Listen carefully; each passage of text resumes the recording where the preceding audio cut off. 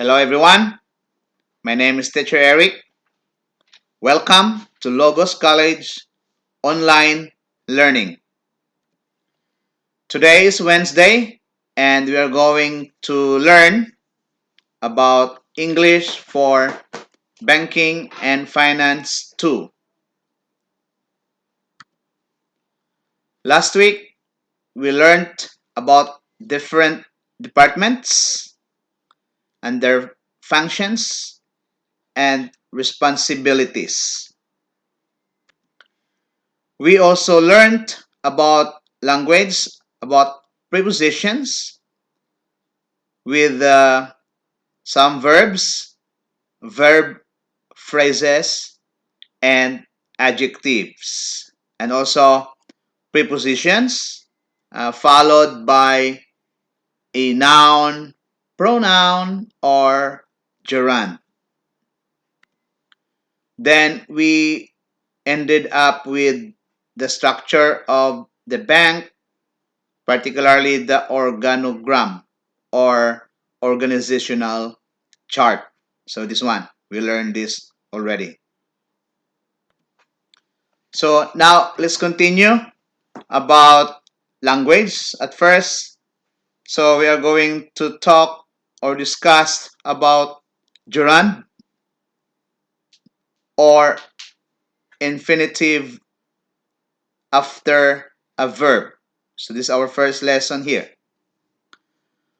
First, some verbs and verb phrases are followed by a gerund. What is this gerund? I told you this already, and I know that you know this already. Yeah? So gerund is verb plus ing. Okay. So here, there are some examples here, or two examples here. We have we consider, so this is the verb, are involved in verb phrases, suggest verb, risk verb, and then followed by a gerund. This is the gerund. Give plus ing, giving. Yeah. Another example for this part is I don't mind, enjoy, or I enjoy, I spend time talking. So again, this is gerund to customers. And these phrases or sentences also are usually used in talking with customers, especially if you are working in a bank. We have also here that verbs are followed by infinitive with to. So what is this infinitive? So infinitive is like the base form of the verb, and of course with to. So here, example, they agreed or arranged, decided, helped, offered, prepared, refused, wanted, tried, to set up. So this is the infinitive with to, set up, and to, an overdraft. The third part is some verbs are followed by an object plus infinitive with to. So we have an example here. They advised, allow, help, permit, recommend, want, customers. So customers is the object and followed by infinitive with to here. Infinitive with to. To invest.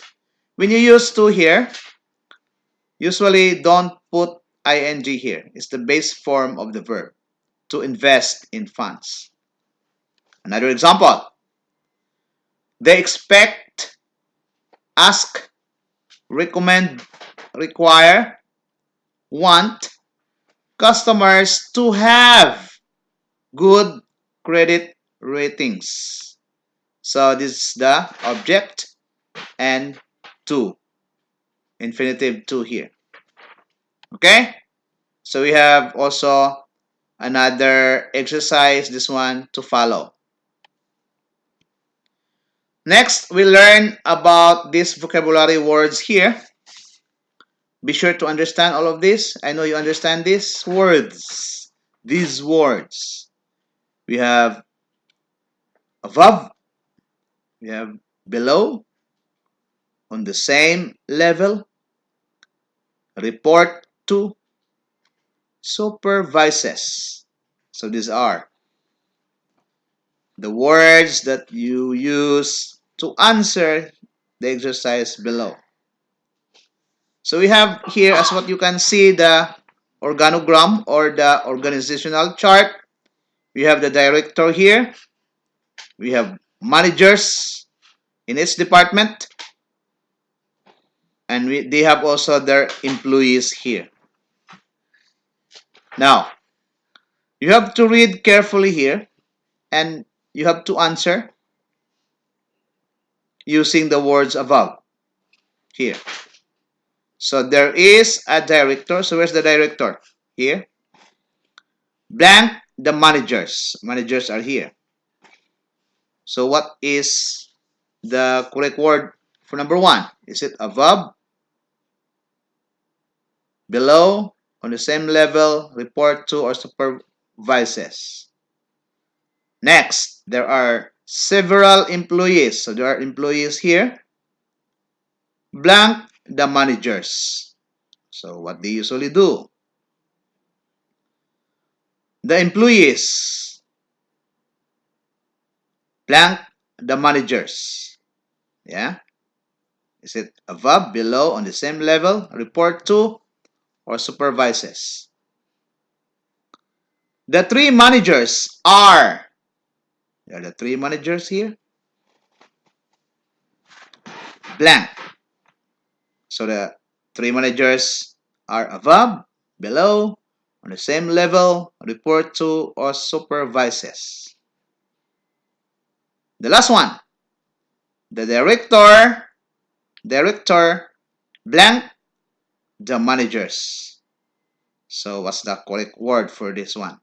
So think carefully and try to answer also correctly. Okay?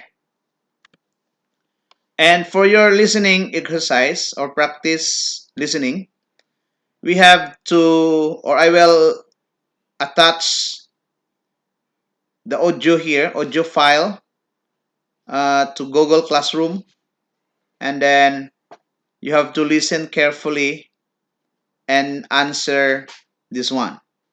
So listen and match the speakers to these sentences. So who speak these sentences here? Write the names here.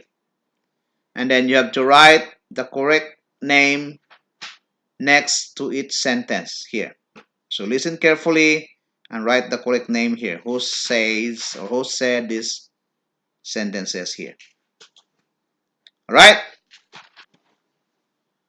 Next is about presentation skills. Okay. Nowadays, presentation skills are very important, especially if you are working in a company that have different products and services, and you need to give information to your clients or customers. Have you tried a presentation with something at school or in other places? Are you familiar with different things that you use in presentation, especially like English names? So let's discuss this one. So we have here 8 words Yeah? Words 1 to 8, we have number 1, remote control. So what is that remote control?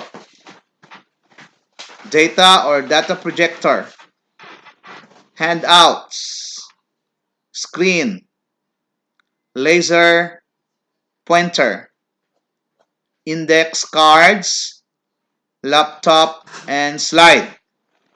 So these 8 words, you have to match these words 1 to 8 to the things here. We have A, B, C, D, um,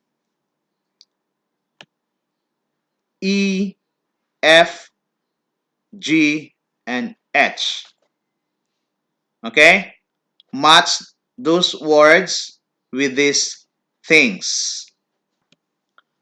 Alright, so after identifying or matching and labeling those words to different things for presentation, now also we'll learn about different sentences and phrases often used in presentations.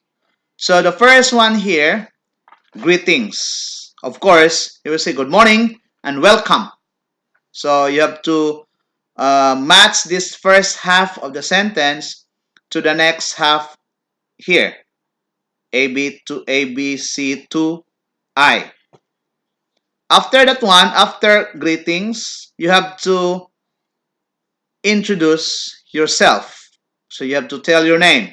So my name is, so this one. Fine. The second half of the sentence here, what's the name? And then the third one is, this presentation will have, so how many parts is your presentation? Normally, if uh, not long, it's not so long, your presentation is, you can have only up to 3, or normally or mostly there are only 3 parts. So how many parts is your presentation? And then number 4 here, the first part, the first topic that you are going to say or to talk about. So you are going to match again to the next column here. And then after that, after the first part, if you are done with it, so you are going to um, proceed to the next one. So you are using this transition on what's next. So then, first, then we are going to move. So what is the answer here to complete the sentence?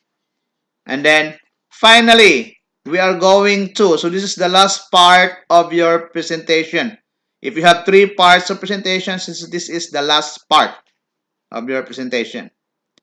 And then after your presentation, of course, you are going to say, or you are ready to answer the questions. So this is that 7, number 7. You are welcome to blank, to maybe, yeah, to answer any clarifications, suggestions, or questions.